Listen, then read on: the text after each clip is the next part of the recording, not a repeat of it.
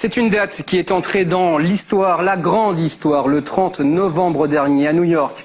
Les Nations Unies donnent à une large majorité le statut d'État observateur à la Palestine. Alors pour le peuple palestinien, c'est une reconnaissance de la part de la communauté internationale, une résolution onusienne qui pourtant divise si certains pays tels que la Suisse y voient un nouveau cap dans le processus de paix. D'autres nations telles que les États-Unis dénoncent une résolution malheureuse et contre-productive pour la paix au Proche-Orient. Ce soir, c'est un face-à-face inédit que nous vous proposons, une confrontation entre deux personnalités que tout oppose et qui se combattent depuis maintenant des années. Alors à ma droite, le député, mais aussi président de l'association Suisse-Israël, Pierre Weiss, bonsoir. Bonsoir. Alors pour vous, cette décision n'a pas de grande incidence en fait, c'est ça ? Disons que moi, si j'avais été le responsable suisse, je me serais abstenu. Je pense qu'elle a une importance symbolique. Elle ne préfigure pas les contours de l'État futur, de l'État palestinien futur, ni d'ailleurs, par conséquent, d'Israël. Vous aurez le temps de développer. Alors face à vous, une personnalité connue pour ses positions jugées radicales et sa virulence à l'égard de la politique israélienne. Hani Ramadan, bonsoir. Vous êtes le directeur du Centre islamique de Genève. Pour vous, ce qui s'est passé à l'ONU, c'est important ? C'est très important, c'est vraiment un progrès considérable puisque à présent les Palestiniens vont pouvoir porter plainte contre les exactions commises par l'État d'Israël. Merci, on aura le temps également de développer ces thèmes-là. Mesdames, Messieurs, bonsoir. Vous l'avez compris, l'Aimant Bleu vous propose ce soir une édition spéciale sur le conflit israélo-palestinien et la situation au Proche-Orient. Deux parties dans cette émission. La première sera consacrée à la signification de cette résolution onusienne. La seconde au retentissement de ce conflit israélo-palestinien jusqu'à Genève. Et pour suivre ce débat, un témoin clé donnera de la hauteur aux discussions. Il s'agit de Ricardo Bocco. Bonsoir. Bonsoir. Alors vous êtes professeur, spécialiste du Proche-Orient à l'Institut des hautes études internationales et du développement à l'Université de Genève. Pour vous, ce débat est très important. Ce n'est pas simplement un débat entre deux personnalités. Non, bien au-delà. C'est un débat qui a une résonance tout d'abord historique. Il faut rappeler qu'au fond, 65 ans après la résolution de l'Assemblée générale des Nations Unies en 1947, qui avait voté le partage de la Palestine sous mandat britannique en assignant 49% pour un État arabe, 1% à Jérusalem à travers un statut international et 50% pour le futur État israélien. La même Assemblée générale des Nations Unies consacre 65 ans après ce qui reste de la Palestine historique pour les Palestiniens, à savoir 22% de ce territoire contrôlé auparavant par les Britanniques. Mais disons, votre émission me semble plus que bienvenue dans la mesure où autour de la question il y a beaucoup d'informations, de désinformation, de propagande, et donc c'est bien de pouvoir prendre cette initiative d'en débattre de façon large et sans un jargon de spécialiste. Alors on suivra à chaque fin de partie votre analyse des débats qui auront lieu ici sur ce plateau. Voilà pour le contexte. Le cadre est maintenant posé. La première question vous est adressée, Monsieur Ramadan. L'ONU a donc décidé de faire de la Palestine un État observateur. Très concrètement, pour vous, pro-palestinien, on peut le dire, de la cause palestinienne, ça change quoi ? Écoutez, c'est très important parce que on peut observer que, d'abord, il y a une inquiétude évidente du côté israélien. On voit M. Weiss nous dit que pour lui, c'est un élément qui semble être positif, mais la présidente de l'association Suisse-Israël a regretté la décision du Conseil fédéral suisse de soutenir justement cette reconnaissance. Et puis on a constamment de la part de certains États cette volonté de soutenir que la chose, le conflit ne peut être résolu qu'entre deux États, sans tenir compte justement de la présence d'une tierce partie, l'ONU. Et aujourd'hui, il semble qu'on prenne conscience enfin qu'il est nécessaire de reconnaître cet État et de dire stop à une colonisation qui se poursuit à l'heure actuelle où nous parlons. On en reparlera tout à l'heure justement, hein, on en reparlera tout à l'heure, mais qu'est-ce que ça change? Qu'est-ce que ça change concrètement pour la cause palestinienne? Écoutez, justement, comme je viens de le dire, cela permet aux Palestiniens d'intervenir sur le plan du droit, parce que étant un État reconnu, pas entièrement, mais de façon assez importante, au tribunal pénal international. Il va falloir aujourd'hui juger des crimes qui sont de véritables crimes de guerre, et cela, c'est tout à fait évident. Monsieur Weiss? Écoutez, tout d'abord, je dirais que Monsieur Ramadan, d'emblée, ne m'a pas compris. J'ai dit que je me serais abstenu si j'avais eu les pouvoirs du gouvernement suisse, c'est-à-dire que je dis exactement la même chose que ce que dit la présidente de l'association Suisse-Israël. Ça, c'est la première chose.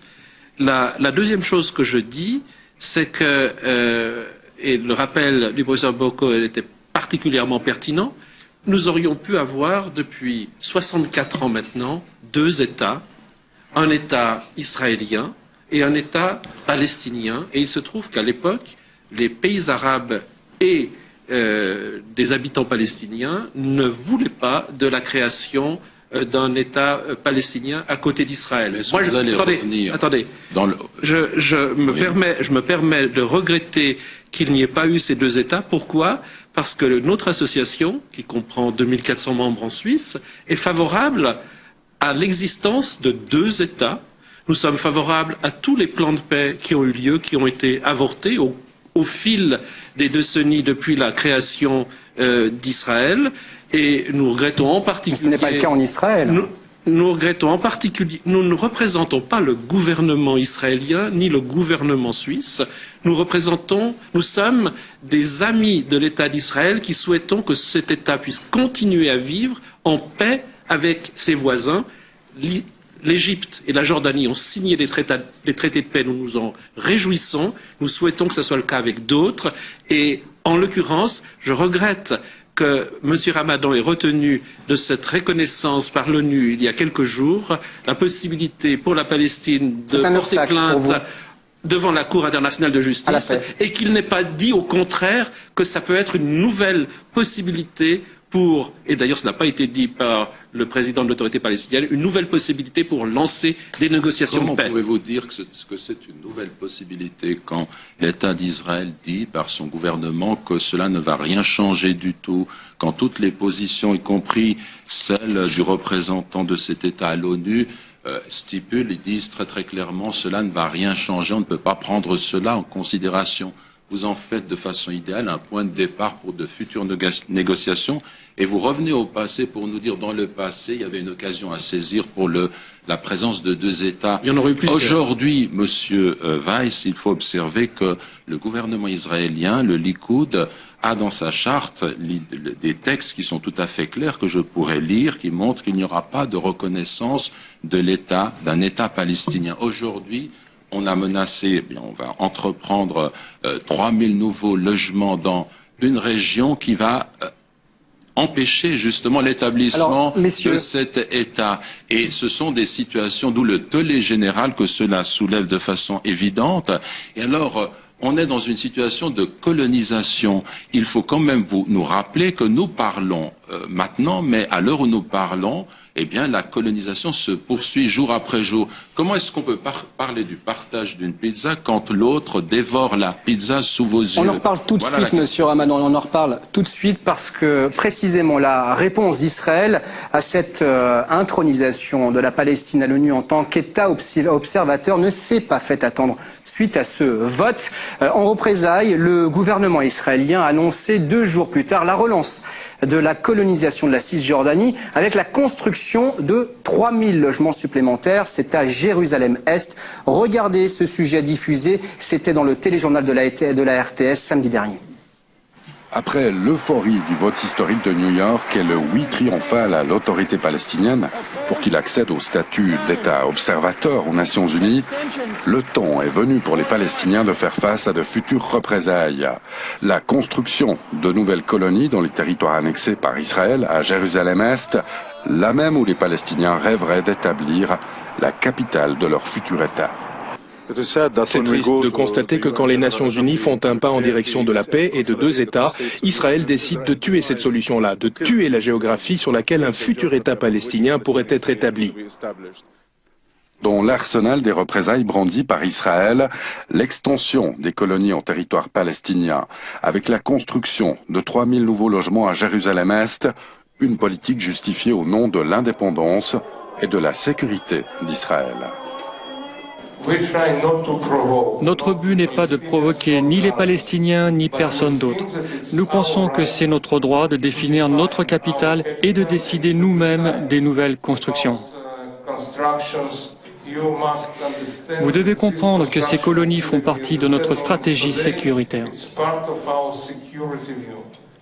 Une terre, deux peuples. S'il se concrétise, ce projet risque de compromettre davantage encore l'espoir des Palestiniens de voir naître un jour leur propre État. Pierre Weiss, c'est une contre-attaque qui paraît difficilement admissible pour les Palestiniens, cette construction de 3000 logements supplémentaires. Alors, je vais tout de suite vous répondre, mais je rappellerai au passage que la charte du Hamas, puisque M. Ramadan se référait à celle du Likoud, la charte du Hamas prévoit au fond l'annihilation de l'État d'Israël. Donc ici, il ne s'agit pas de se référer d'ailleurs aux chartes. Après tout, c'est les actes qui comptent. Alors s'agissant des actes, parce que ceux-ci sont importants. Ces 3000 logements annoncés, ce n'est pas un signe de paix. Non, mais c'est une mesure effectivement de rétorsion qui a été décidée par le gouvernement israélien. Je rappelle que je n'en suis pas le représentant, mais sauf erreur de ma part, dans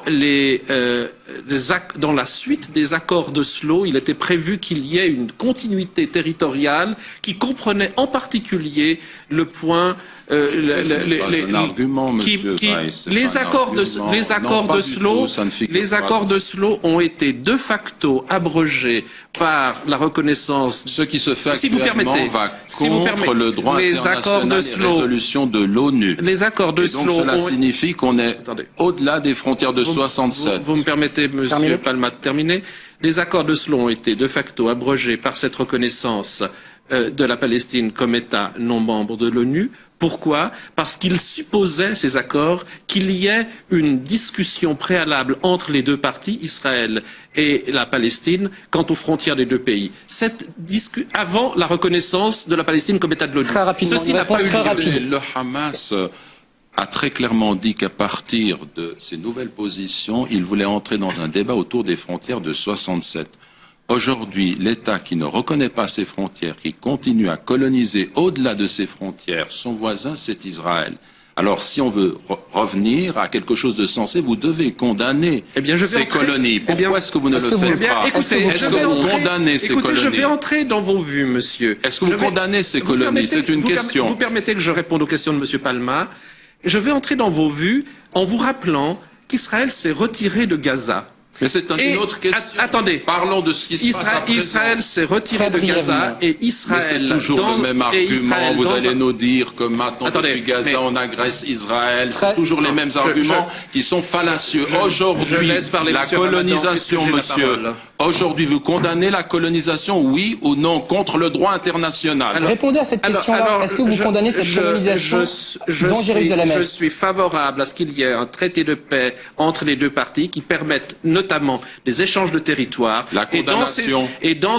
Monsieur, je ne suis pas là pour condamner, je suis là pour promouvoir la paix. À Genève, vous voulez condamner. Dans un état de droit, monsieur Weiss, et cela signifie qu'il y a une violation du droit international, des territoires palestiniens. C'est très très grave. Je dis simplement que ces mesures que j'ai considérées comme une mesure de rétorsion, ces mesures seront certainement l'objet de discussions entre les deux parties lorsqu'un traité de paix et une reconnaissance des frontières réciproques aura lieu. Tout est discutable pour les Israéliens, vous le savez, je ne sais pas ce qui est discutable pour les Palestiniens, parce que je connais moins bien la position palestinienne que M. Ramadan. Messieurs, il nous reste quelques secondes avant de clore cette première partie d'émission. Un mot, un seul, qui vous est adressé tous les deux. Est-ce que l'on va vers, grâce à cette décision de l'ONU, vers un processus de paix qui va reprendre, oui ou non, Monsieur Ramadan? On ira vers un processus de paix lorsque la communauté internationale quittera la façon de juger qui repose sur les 2 poids, 2 mesures pour estimer que les Palestiniens sont des êtres humains, ce ne sont pas des chiffres, ce n'est pas une entité abstraite que l'on peut